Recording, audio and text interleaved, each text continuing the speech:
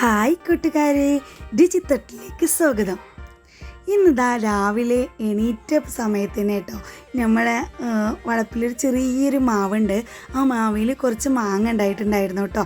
മൂവാണ്ട മാങ്ങയായിരുന്നു കേട്ടോ. രാവിലെ എണീറ്റ് കുറച്ചൊക്കെ നേരം വെളുത്ത് ഇങ്ങനെ ഇതാ ബാക്കിലൊക്കെ വന്ന് നോക്കിയപ്പോഴാണ് ഒരു മാങ്ങ അതിൽ പഴുത്ത് നിൽക്കുന്നത് കണ്ടത് കേട്ടോ. ഇപ്പോൾ കണ്ടോ, അടിപൊളിയായിട്ട് നല്ല മഞ്ഞച്ചിട്ട് തന്നെ പഴുത്ത് നിൽക്കുന്നുണ്ട്. ആദ്യമായിട്ടുള്ള ഫസ്റ്റത്തെ മാങ്ങയാണ് കേട്ടോ ഈ വർഷം കിട്ടുന്നത്. അപ്പോൾ വേഗം പോയി ഫോണൊക്കെ എടുത്ത് നിങ്ങൾക്ക് മാങ്ങ ഒക്കെ പൊട്ടിക്കണേ കാണിച്ചു തരാമെന്ന് വിചാരിച്ചു.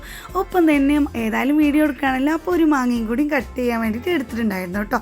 ഞാനിതാ ഇതുപോലെ 2 മാങ്ങ ഒരു പാത്രത്തിലാക്കി ഇതുപോലെ ഒന്ന് കട്ട് ചെയ്തെടുത്തിട്ടുണ്ട്.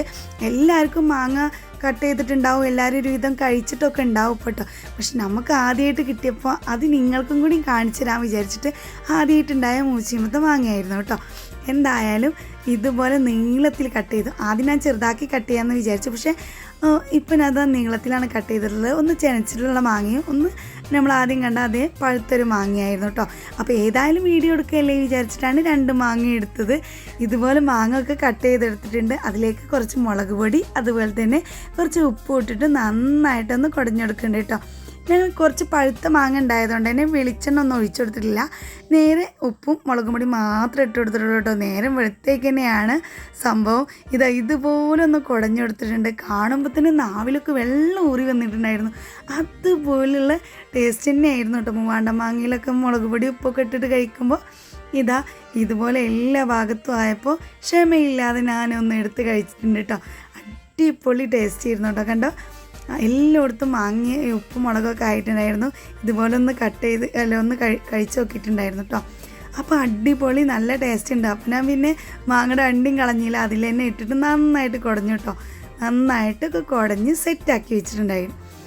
കുട്ടികളൊക്കെ മദ്രസയിൽ പോയിട്ടുണ്ടായിരുന്നു, എല്ലാവർക്കും കൊടുക്കാലോ വെച്ചിട്ട് ഒന്ന് സെറ്റാക്കി വെച്ചു. ഇനി ഇക്കൊല്ലത്തെ പഴഞ്ചക്കയാണ് അങ്ങ് കിട്ടിയത് കേട്ടോ. പഴഞ്ചക്കയായിരുന്നു കിട്ടിയിട്ടുണ്ടായിരുന്നത്. പഴഞ്ചക്ക ഒന്ന് പഴുത്തിട്ട് ഒന്നുകൊണ്ട് വിണ്ടിട്ടുണ്ടായിരുന്നു കേട്ടോ കിട്ടിയപ്പോൾ. ഇതുപോലെ തന്നെ ഞങ്ങൾ അതിൻ്റെ കൂനുണ്ടല്ലോ, ആ കൂന് നിങ്ങളൊക്കെ നാട്ടിൽ എന്താ പറയാമെന്നറിയില്ല, ഇവിടെ കൂന് എന്നൊക്കെ പറയാം കേട്ടോ. അതൊക്കെ ഒന്ന് കൈ കൊണ്ട് തന്നെ ഇങ്ങനെ അകത്തിയപ്പോൾ തന്നെ പെട്ടെന്ന് കിട്ടിയിട്ടുണ്ടായിരുന്നു കേട്ടോ. അടിപൊളി മധുരമായിരുന്നു പറഞ്ഞാൽ അടിപൊളി മധുരമായിരുന്നു. പഴഞ്ചക്ക ഇഷ്ടമുള്ളവരൊക്കെ എന്തായാലും ഈ വീഡിയോ കാണുമ്പോൾ ഒരു വട്ടെങ്കിലും ഒന്ന് കൊതിയോറും. കാരണം അടിപൊളി ചക്കയായിരുന്നു. കാണുമ്പോൾ ചെറിയ ചുളയാണെങ്കിലും നല്ല മധുരമുള്ള ചക്കയായിരുന്നു. മോളൊക്കെ പെട്ടെന്ന് വേണമെന്ന് പറഞ്ഞിട്ട് ഇതേപോലെ എടുത്തിട്ടുണ്ടായിരുന്നു. ഇത് ഞങ്ങൾക്ക് തലേന്നാണ് കിട്ടിയത് കേട്ടോ. രാവിലെ ഒന്നല്ല, വൈകിട്ടായിരുന്നു കിട്ടിയിട്ടുണ്ടായിരുന്നത്. അപ്പോൾ വീഡിയോ എടുത്ത് വെച്ചായിരുന്നു.